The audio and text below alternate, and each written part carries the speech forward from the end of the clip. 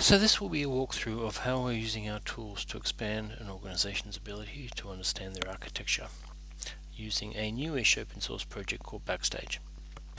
This will be specifically for IIB or IBM Integration Bus or WebSphere Message Broker projects. As one of the main drivers of this is that organizations lose staff. And when organizations lose staff, they lose the understanding around the applications and architecture of their staff have. They can lose some corporate knowledge, or they lose the corporate knowledge that goes with the staff. So this could be when a contractor moves on, or a staff member changes roles or teams, or when a staff member retires. So this will be in this demonstration talking about Backstage. And a lot of this project Backstage comes out of Spotify, where Spotify had seen some cases where they had a loss of corporate knowledge, and when because they had that loss of corporate knowledge, people made changes to systems that causes outages or broke the system because they didn't understand how the applications and architecture held together. To protect against this, they developed an internal project to help document systems. This was later open sourced as Backstage. So if you look at this web page I got open here, this is a demonstration Backstage that you can play with. You can see a list of systems or catalog of systems. In this case, we look at this artist engagement portal, and we can see that the components that it contains and the resources of those components, the resources available in the system. In this case here, we can see that we open up a diagram, and it gives us some more information or more context with a diagram describing our system and its components, and also there's this graph which allows us to filter on what we see. So firstly, for some background on where we come into the picture. We already try to solve this for IIB projects by generating diagrams and what we call the architectural summary. We do this as one of the outputs from our SonarQube analysis. In our SonarQube analysis, we provide for a property called the flow diagram output, which is a path to where the diagram should be generated. Once we run the analysis, we end up with files in this folder for HTML for generating diagrams, Markdown files for GitLab and GitHub. And in this case, we'll also be extending, well, we have extended this to include YAML files for Backstage. So if we look here, this is when we've run the analysis, and we see a whole bunch of these files.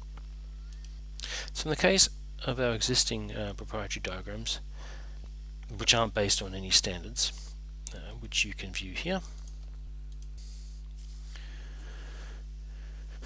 you can see we have a lot of useful information and a lot of detail about the project. This diagram can be navigated and gives you a visual representation in this diagram here of how flows interact.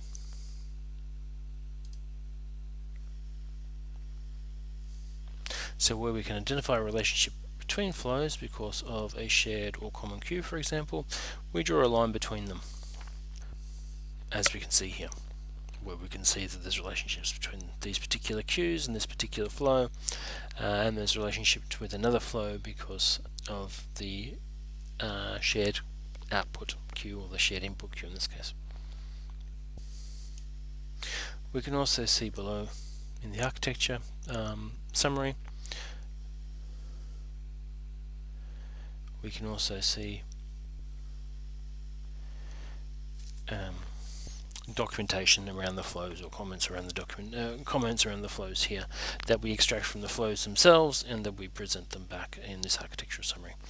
We also have a summary of various other resources or components. For example, here we've got a summary of which data sources and where those data sources are used, and also in this case here a summary of queues and where those queues are used, or where those queues are accessed. So this is useful for a team but at the moment is very proprietary. So it can't be leveraged and extended outside of what we generate from Message Broker. So we're looking to develop something that works with other tooling, not just our own proprietary diagrams. So what we're doing, we've started to publish some of this information as Backstage files, which is YAML. So Backstage has three main entities.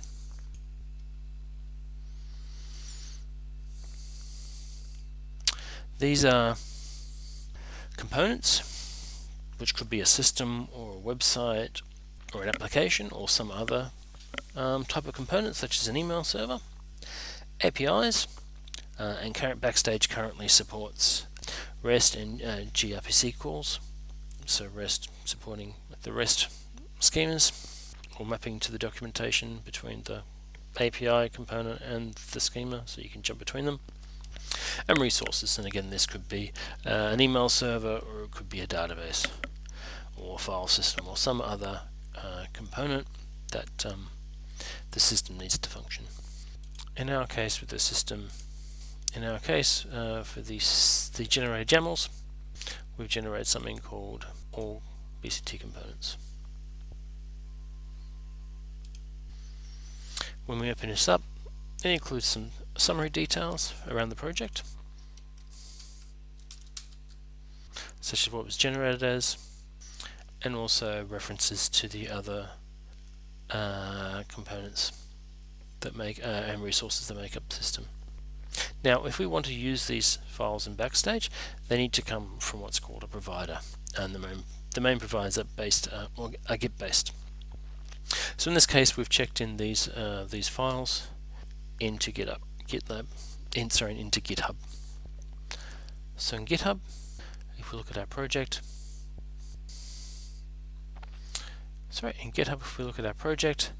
we can see I've checked in the components, and what we've said is, as I said, there's the references to the other ones. So we've mapped this here as what you can see as components are flows, and then we've created resources for data sources, resources for queues, and we separated components for Kafka. Now, queues might be better modeled as say an API, but at the moment there's only built-in support for the newer sort of API technologies or interaction technologies such as REST. There's no support for schemas or WSDLs or copybooks or some of the other sort of interactions or exchange standards that you might come across in a slightly older system, which a lot of IIB Message Broker project support.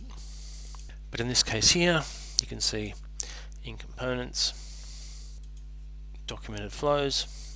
So each flow, in this case here is a component. We can see here we've got the flow details, we've got the path to the flow, where it is in the actual project source code, and then we've extracted the description. In this case here, you can see what we've done is we've built a relationship between the flows. In this case here, the queues that are actually involved, or the queues that are required, or the flow interacts with. If we go into queues, again here is the queue resources. So in this case here, we've got a resource which is a queue with a description and a name and what system it's owned by, and some more metadata about it being a MQ queue. And I believe also in resources we've got data sources. So in this case here, we can see we've got a resource which is a database, which is tagged as a database and belonging to this system. So in this case here, if we had databases that belong to an overall system, and we had subsystems, then Backstage has an opportunity to build those relationships. Now, setting up Backstage is not easy, and the documentation from the site that I used, which is the official site, actually does talk about it not being easy. In this case, for this demonstration, I'm running Backstage as a Docker container. So to get this running, I need to make some changes and publish my own container. So these changes were to reference the YAML files, which I was just showing you, or provide a reference to those YAML files I was just showing you, and also to allow Backstage to work using the host domain. So in this case here, in this Docker file, you can see that I'm copying in my own config file into the location that's required by Backstage, and in that config file I'm setting up some information about who owns this Backstage, in which case it's my Backstage BCT for better coding tools, the base URL, which is, I mentioned, the domain or the host it was sitting on, so that makes sure all the callbacks and whatnot from the page are correct. A URL for the backend, again representing or referencing our domain name, which is Better Coding Tools Checker, where this is running on. And then the last piece is reference to the GitHub project, where the components actually are read from when Backstage starts, which is a reference to this project here that I was just showing you. All components.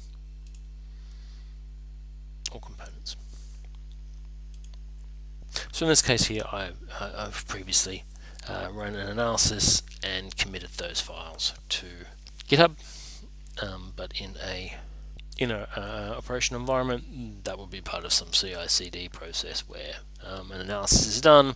At the end of analysis, the generated files would be pushed to a repository so that they can be used by Backstage. In this case here, I've made it, I've checked it in manually and made it public, just so that I don't have to worry about any authentication issues itself with Backstage for purposes of this demonstration, and also so that I can make them public so everyone can sort of see what we've done and follow along the demonstration and read the code at the same time. So once we've started our Backstage server, or in this case started the Docker container, we're going to jump into our Backstage to see what we got. So in this case here, this is my system that I've generated, and if I jump into, say, the dependencies, I can see here my MQs that were those resources that I mentioned. Again, if I jump into one of the flows, I've got the documentation about the flow, which was similar to the documentation that I was extracting here, or would be the same documentation I was extracting here, just in Backstage. And then I can also see the dependencies of that flow. So in this case here, I can see that component has dependencies on these flows, and I can into these queues. I can jump into the queue and see what other documentation I can find about that. And again, I also get the system diagram, which is quite large, so may not load for the purpose of this demonstration. But once it does load, it's going to allow us to visually navigate around our system to see what components and what has been configured. So hopefully you found something useful in this demonstration, either around what you can do in documenting your own systems, or at least how useful Backstage is. If you do have any questions, if you want to find out more about our tools, or provide some feedback about this demonstration, you can reach me at richard@bettercodingtools.com, or via our website, bettercodingtools.com. Thank you, and enjoy the rest of your day.